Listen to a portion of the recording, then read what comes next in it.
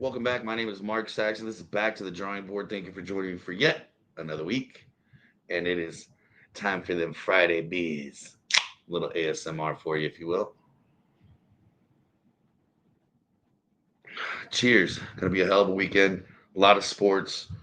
Can't wait. Let's jump right in. Let's go straight to the MLB. I know a lot of people have been talking about this. I was deciding whether or not I wanted to even give my opinion on this. Because I think it's pretty fucking simple. Don't be a dick. The whole Cattell Marte thing, I don't understand what gives fans the impression that they can just say whatever or do whatever to these athletes. It doesn't make sense to me. It doesn't compute. It's not right. And I mean, even like back in the day when they were throwing batteries at Roger Maris, I know that there's other athletes that have been, thrown at before or spit on or, insert any excuse or any example here.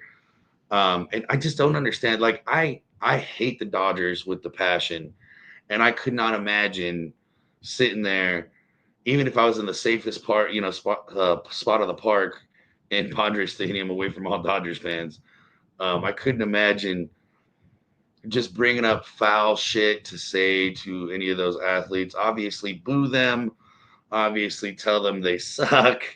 Uh, you know, the players are expecting that, but I think a lot of times we forget that they're human. I just don't think it's right now. I don't know the exact quote of what this guy said about um, Cattell Marte's late mother. I know she passed in recent years. Um, it's a shame to see. I don't. To me, like I said, once again, it doesn't. I mean, I've been smashed out drunk before, at sporting events, and never has crossed my mind to try and make it personal with a player. I mean, obviously, it's been done thousands of times. This definitely won't be the end of it. There's always going to be some idiots out there, but it astonishes me still. Obviously, I'm saying flat out, these players are doing a job. If Cattell Marte was under contract for the team that dude was shit talking, then he'd be cheering his name. I don't understand that aspect. Now, I do understand the aspect of hating, if you will, in quotations, certain players. Um, but the same thing like when idiots send him death threats for not performing, or when there's you guys all need to stop and realize that that's not what the game is about. Number one. Number two, these athletes are human beings, and they're going to play wherever that contract tells them to play, because they have families to support, they have their own dreams that they're trying to chase. And I'm sitting here telling you right now, I hate the Dodgers, but if they offered me $1 million contract to go play baseball, guess what I'm doing? I mean, it's a no brainer. And I don't understand how fans don't understand that it's a business. It's not like when sports first started in this country, where you wanted to play for your favorite team because nobody was getting paid shit. Those days are long gone. It's very much a business. I can't say for any of those organizations whether or not they actually give a shit about the players, because time and time again we've seen after players have left leagues, that they've fell flat on their face. Haven't been given any help outside of sports. They weren't given any guidance. They were treated as a workhorse their entire life. So I don't understand that. Now I will say this: Cattell Marte, keep your head up next time. I mean, and I know everybody's different, and if Cattell Marte ever hears this message, next time, put your hat down. Don't ever let him fucking see it. Don't ever let him see it, dude. I'm proud of the way you did handle it. In the sense of not retaliating, and just being a class act as always. Cattell Marte. I don't understand how you can ever hate a Cattell Marte. Um, but my only thing is I wish he didn't give that fucker the satisfaction of seeing the tears. Obviously, everybody's different, emotions running high. You can't always control them. I completely understand that. I just wish for Cattell's favor that dude didn't get to see him break. He didn't deserve to see that. Cattell Marte, good on you for being a man about everything. Um, and then all the supporting teammates and coaches that came out and helped him out in that moment. Good on you. Like I said, personally, I just wish that they never gave that fucking guy the satisfaction of seeing the reaction, if you will. Nonetheless, that guy, I guess he's banned for life from that stadium or whatever. I don't think I don't I don't think that's ever going to solve the issue. Not saying that he shouldn't have been banned or anything like that. I'm not even going to touch on that. I could care less what happens to that guy. I don't see that stopping other idiot fans from being idiots. Um, Hopefully, we could find a middle ground. Once again, I tip my cap to you, Ketel Marte. Sorry for your loss. Even furthermore, Freddie Freeman stepping up and talking about his mother and why he wears sleeves, um, because she had skin cancer, and that he wears a cross on his neck that unscrews that has her hair in it. Freddie Freeman, I've always been a fan. What a class act. Yeah, no, just come on, guys, be better. I don't understand that. Be better. You go to the ballpark. You can boo the team that you hate, but why get personal? I've never understood that. You don't even know these people. You don't even know these people, and you're trying to make it personal. Mind blown. Anyways, Ketel Marte, keep trucking, dog. You're the one making millions. You're the one on TV. That clown is only going to have 15 seconds of fame, and everybody's going to hate him. So good on him and good on the Diamondbacks. Moving forward, going to the baseball standings. The Yankees still in first, 47 and 34. Um, Tampa getting smashed tonight by Baltimore, 22-8. Ouch, babe. Tampa right behind him, 46 and 36, a game and a half back. Toronto 3 games back at 44 and 37. Boston 40 and 43, 8 games back. And remember, I called for the Yankees to win that division, but I thought that Boston would kind of be in Tampa's spot. I thought Tampa would be in Boston's spot, and then Boston did the whole Devers trade. And I thought Baltimore would be better as well. So that's crazy to me. Going to the Central, where I called for the Twins to win. They're still 10.5 back from the Tigers. Tigers, 51 and 32. Cleveland, 9.5 back, 40 and 40. Minnesota, 2 games under 500, making me look like a jackass, 10.5 out, 40 and 42. Kansas City, 38 and 44. And the White Sox, where they belong, 26 and 56.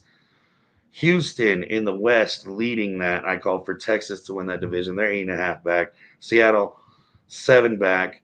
And Los Angeles, 8 back. And the A's, 17 back. And they're still not the worst team. The Phillies in the East, National League East. This is who I called to win the division. They're in first place right now. The New York Mets right behind them. Then the Braves, and then Miami and Washington bringing up the caboose. Call for the Brew Crew to win the Central. They're 2 games back in Chicago. Chicago, 48-34. Milwaukee, 46-36. St. Louis, I told you, Cardinals fans, don't hit the panic button. They're 3.5 back, 45 and 38. And then you got Cincy, who absolutely smashed my Padres tonight, 8-1, but we didn't let them get that no-no. So good on us, I guess. Silver lining. The Pirates 33 and 50, 15.5 back.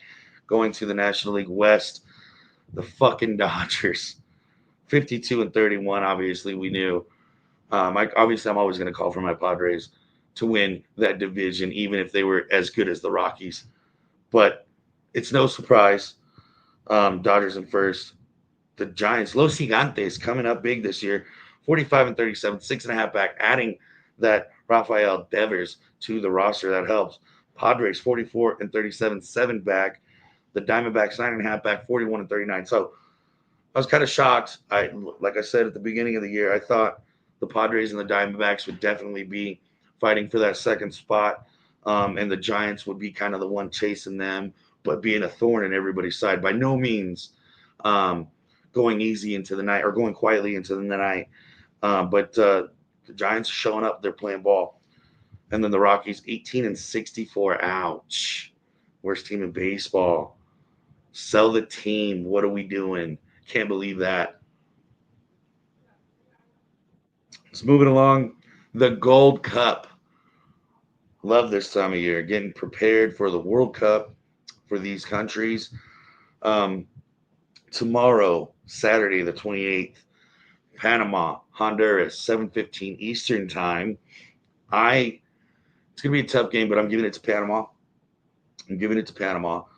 And then Mexico and Saudi Arabia at 10:15 Eastern time, giving it to Mexico. So it's going to be a Mexico-Panama semifinal. Canada, Guatemala, Sunday at 4 p.m. Eastern time, giving it to Canada. Guatemala coming up, but they're not quite there yet. USA, Costa Rica, Sunday, 4 p.m. Sorry, 7 p.m. Eastern time, 4 p.m. my time. Um, it's going to be a tough opponent. By no means are the United States going to walk over these guys. I predict a 1-0, 2-1 game, maybe 3-1 if we catch them off. But it could very well go the opposite direction. So by no means am I saying this with confidence because you can't sleep on a Costa Rica, but I am saying 2-1 USA, bringing that a USA Canada semifinal, and obviously USA going to beat Canada, Mexico going to beat Panama, and USA Mexico final, like I called from the start. So moving along. I cannot wait for tomorrow night, folks. I'm going to take a drink to this because UFC 317, the super fight. Ilya Taporia fighting Charles Oliveira, Charlie Olives getting back in there. Cannot wait. If you watch nothing else, watch this weekend. A couple of fights that I wanted to get into in the early prelims. Nico the Hybrid Price, 16-8 record, fighting Jacoby Smith, 10-0 record. I'm a big Nico Price fan, so I hope he wins. Moving it quite along to Jack Hermanson fighting Gregory Rodriguez. Dude, I want to pick Hermanson, but I think Rodriguez has this one. Hermanson's a boss. Don't get me wrong. 24-8. Rodriguez 16-6. Hermanson 37. Rodriguez 33. Um, the reach is going to be a thing. I mean, the last five, he's 3-2. Hermanson. For Rodriguez, his last five is also 3-2, coming off of a loss. Though, whereas Hermanson beat Joe Pyfer last time around. So Joe Pyfer thought he was, he's not an easy opponent at all.